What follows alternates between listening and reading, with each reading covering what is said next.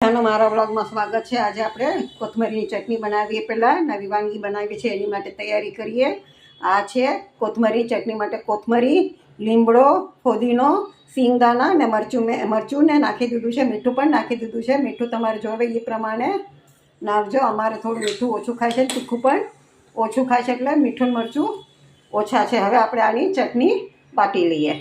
ચટણી વટાઈ ગઈ છે અને એની સાથે આપણે ટમેટાં લેવાના છે, કાંદા લેવાના છે। 2 ટમેટાં મેં લીધો છે ને 1 મોટો કાંદો લીધો છે। 2 વસ્તુ એક ટમેટો એટલે અડધો ભાગ આવીને આપણે હમણાં સોતળવામાં નાખી દઈશું ને બાકીનું બધું આપણે ડેકોરેશનમાં નાખશું।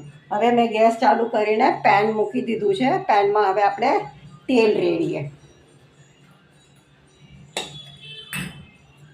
ફ્લેટ પેન જ લેવાનું છે।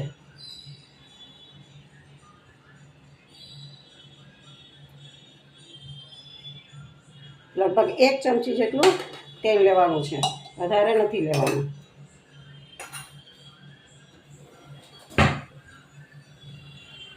પાસ રાખીએ તેલ થઈ જાય એટલે આપણે એમાં થોડી રાઈ ને જીરું નાખી દઈએ।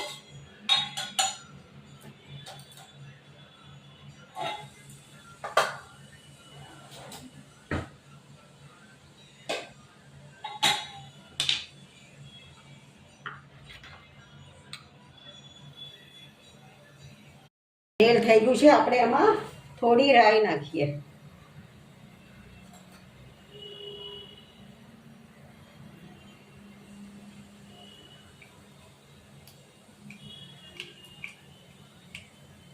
એમાં ચપટી જીરું નાખી દઈએ ને થોડી હિંગ પણ નાખી દઈએ। હવે પહેલા એમાં આપણે અડધા કાંદા સોતરી લેશું।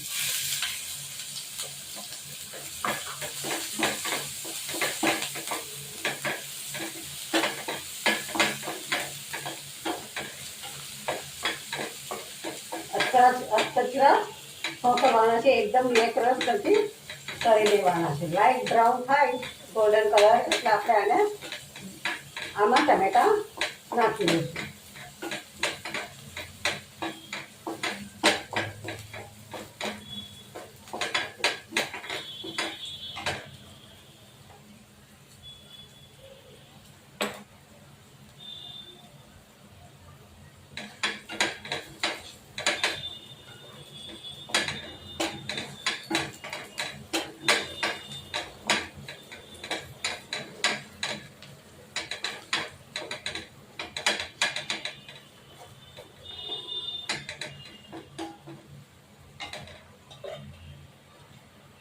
થોડા ટમેટાં નાખી દઈએ તો જલ્દી ચડી જશે।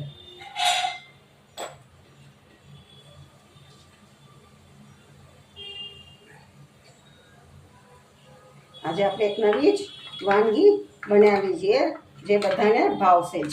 તમે પણ એને ટ્રાય કરજો બનાવવાની।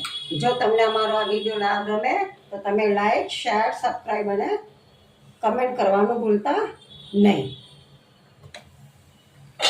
કાંદા સોતલાઈ ગયા છે અધકચરા। હવે એમાં અડધા ટમેટા નાખી દઈએ। એકદમ એકરસ કાંઈ કરવાનું નથી।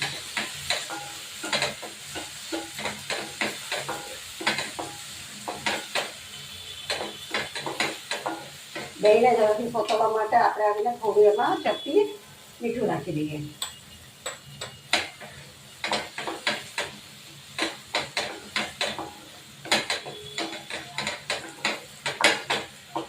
પાછું ઢાંકી દઈએ એટલે જલ્દી ટમેટા પણ ચડી જાય, કચરા ચડી જાય।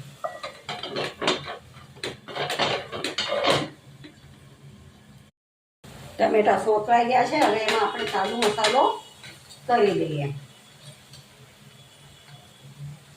5 ચમચી જેટલી હળદર, અડધી ચમચી ધાણા જીરું ને 5 ચમચી જેટલું મરચું, કેમ કે ચટણી આપણે તીખી કરેલી છે ઓલરેડી, એટલે પછી વધારે નાખું તો વધારે તીખું થઈ જશે, એટલે આપણે થોડુંક જ મરચું નાખીએ। જો તમે તીખું ખાતા હો તો તમે વધારે નાખી શકો છો, નહીંતર 5 ચમચી જેટલું મરચું બહુ થઈ જશે। જરા ફોડી લઈએ।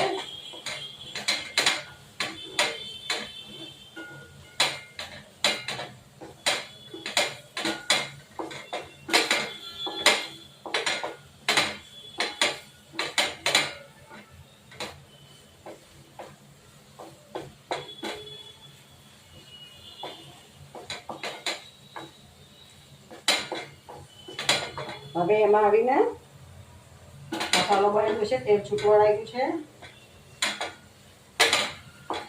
મસાલો સાવ બળી જાય, મોડો થઈ જાય એની પહેલાં આપણે એમાં ચટણી નાખી દઈએ. જે ચટણી આપણે લીલી વાટી હતી એ આમાં નાખીને હલાવી દઈએ બરોબર.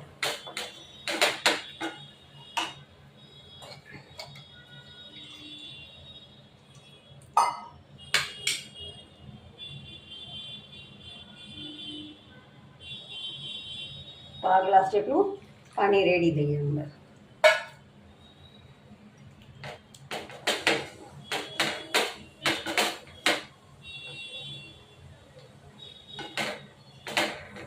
બધું મીડિયમ ગેસ ઉપર જ કરવાનું છે, ફાસ્ટ ગેસ ઉપર કરવાનું નથી, નહીં તો બધું દાજી જશે.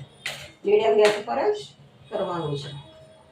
હવે આપણે એને થોડી વાર ઉકળવા દઈએ, ઢાંકી દઈએ એટલે છાંટા ના ઉડે. ને આ ધ્યાનમાં રાખવાનું, ચટણીને નાખેલી છે એટલે છાંટા ઉડશે. જો ફાસ્ટ ગેસ ઉપર કરશો તો બહુ જ છાંટા ઉડશે. એટલે ધીમે તાપે આપણે એને કરીને ઢાંકી દઈએ.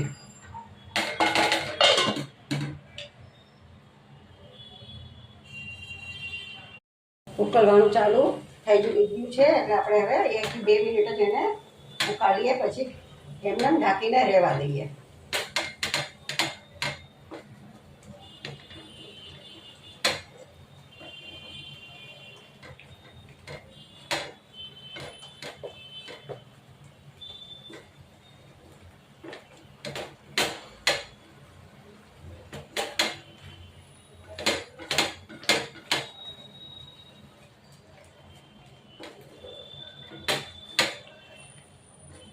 સરસ ઉકળી ગયો છે એટલે આપણે હવે એને બંધ કરી દઈએ અને ઢાંકીને એને મૂકી રાખીએ થોડી વાર. ને અંદર સરસ એ થઈ જશે. આ ઠરી ગયું છે. હવે આપણે એને પેનમાંથી કાઢી લઈએ.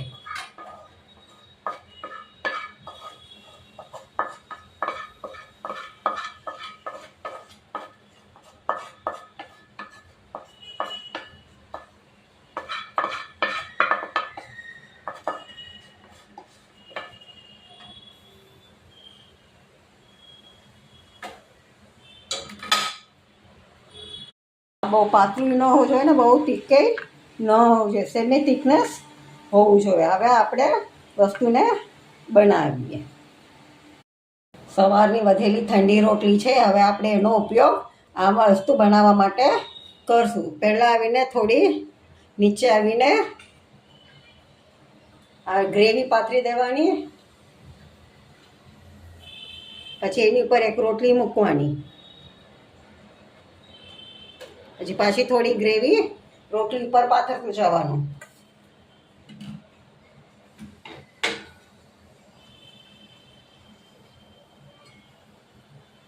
આવી રીતે લેયર બાય લેયર કરવાનું છે. જો તમે રાતની રોટલી ઠંડી ખાતા હોય તો એ પણ ચાલે, સવારની હોય તો સવારની સાંજે બનાવીને ખાઈ શકાય છે.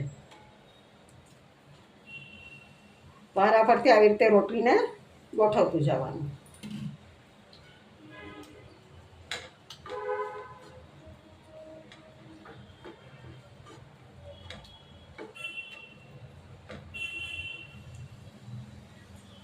બધા લેયર ગોઠવીને પછી તમને બતાડું છું. રોટલી ઉપર આવી રીતે ઓલું ચટણીને ચોપડી લેવાની. હવે આપણે ગેસને ચાલુ કરીને એને શેકાવા દઈએ. ધીમો તાપ રાખવાનો, જેનાથી બધા લેયર્સ બરોબર શેકાઈ જાય અંદર. એ ઢાંકી દેવાનું અને કિનારી બિનારી બધે લગાડીને રોટલીને રાખવાની છે. લગભગ 5 મિનિટ થઈ ગઈ છે. એ રોટલી પણ થઈ જ ગઈ છે, બધી ચડી ગઈ છે. એટલી જરાય ચોટતી નથી, એટલે બધી રોટલી બરોબર ચડી ગઈ છે. હવે આપણે આને બંધ કરી દઈએ, થોડી વાર એમને રહેવા દઈએ. ન બાફવાની હોય તો અંદર રોટલી ચડી જાય. બીજી ડીશમાં આપણે એને ટ્રાન્સફર કરી લેવાની. એના બાજુથી આપણે પીસસ કરવાના છે.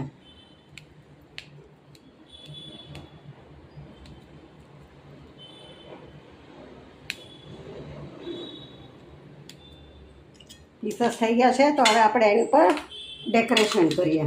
પહેલાં કાંદા નાખીએ બધા ઉપર,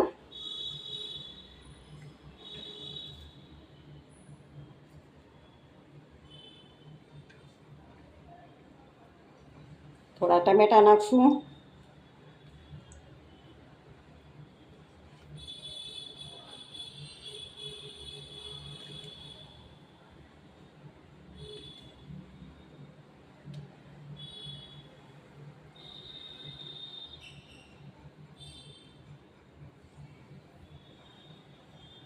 ને છેલ્લે એની ઉપર આપણે ઝીણી નાયલોનની સેવ ઉભરાવશું.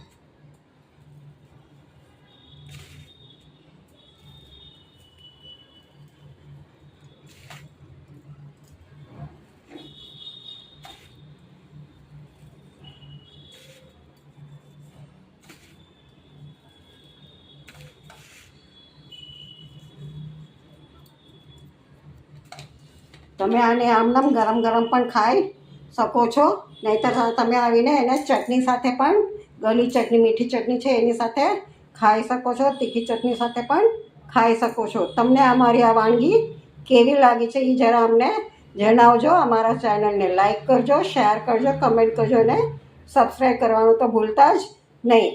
તો અમે નવી નવી વાનગીઓ આવી રીતે તમને બેસ્ટમાંથી બેસ્ટ બનાવીને દેખાડશું. ધન્યવાદ.